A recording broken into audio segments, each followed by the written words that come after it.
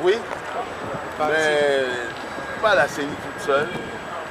Tous ceux qui ont été concernés par ces élections et en premier lieu les acteurs politiques.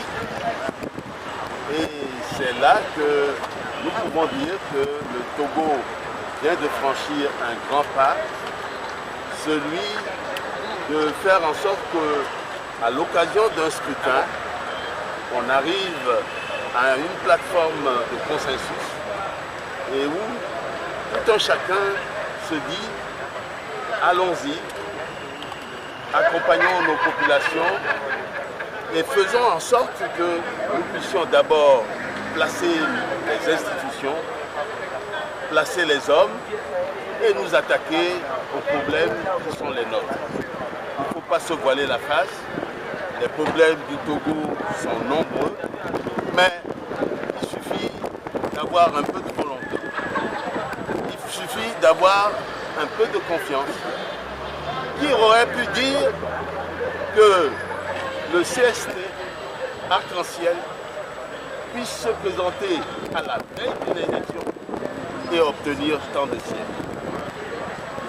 Oui, cela est possible lorsque le processus est clair et transparent. Cela veut dire que maintenant que ceux qui ne sont pas encore au sein de la CENI pour participer à l'organisation, pour faire démocratiser notre processus électoral, maintenant que nous sommes tous là, nous pouvons dire que nous avons un bel avenir démocratique devant nous. Bientôt, ce sera les élections locales et je pense que, étant donné que les élections locales sont importantes, parce qu'il s'agit du développement à la base, donc c'est le peuple profond qui sera concerné dans le développement. Et donc, maintenant que tous les acteurs politiques togolais ont décidé d'être ensemble là où l'organisation du scrutin se fait, eh bien, je dis encore que le Togo est rentré vraiment de plein pied dans un processus démocratique, clair et transparent. Je ne dis pas que tout est fini. Aucune œuvre humaine n'est parfaite. Aucune œuvre humaine n'est parfaite. Mais on peut la parfaire quand on est ensemble, la main dans la main.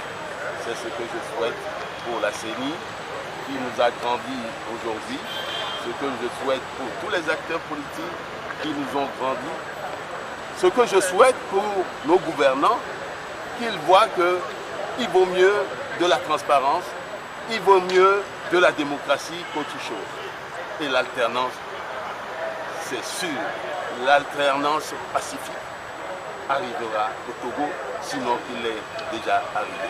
Je vous remercie. Que pensez-vous du score de l'UFC? Vous croyez que c'est un vote sanction? L'UFC, vous savez, il y a un responsable politique qui dit que une seule défaite n'arrête pas le combat. L'UFC s'est fait mal à comprendre. L'UFC a décidé que plus jamais à l'occasion de scrutin, il n'y aurait de morts, il n'y aurait de disparus. Mais pour le faire, il faut s'approcher de ceux qui font l'État. Il faut s'asseoir. L'UFC a décidé d'aller s'asseoir à la même table que le RPT devenu UNIR. Oui, parce que l'UFC, contrairement au passé, reconnaît que UNIR ou RPT, il s'agit de Togolais. S'ils ne font pas bien, ce n'est pas dans la rue qu'on leur fera comprendre qu'ils ont mal fait. Il faut aller s'asseoir devant eux. Il faut leur dire la vérité en face. C'est ce que Gilles Christ-Olympio n'a cessé de faire depuis qu'il a signé cet accord. Naturellement, il a refusé de n'être plus dans la rue.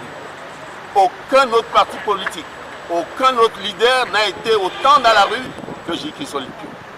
Mais il a constaté que cela n'apporte rien. Ce n'est que par conviction, jour après jour, en rencontrant ceux qui sont là, en ne déniant pas que c'est eux qui ont la gouvernance. Mais cette gouvernance peut être malmenée. Ils ne sont pas des super-hommes. Il faut aller le leur dire en face. Mais bien sûr, lorsqu'on annonce que par là, J.K. Olympio a vendu le pays, l'UFC s'est trompé. Regardez Mandela. Quand il a décidé de ne pas sanctionner les Blancs, il a même perdu son épouse, qui ne l'a pas compris. Mais aujourd'hui, il est célébré. J.K. Olympio est un homme de paix. J.K. Olympio sera célébré comme l'homme qui a permis aujourd'hui aux Togolais d'aller aux élections en toute tranquillité. Mais il y a un prix à payer, l'UFC le paye, mais un coup isolé n'arrête pas le combat. L'UFC se relèvera. L'UFC a besoin d'être à l'avant-garde. L'UFC est à l'avant-garde du nouveau Togo. Merci.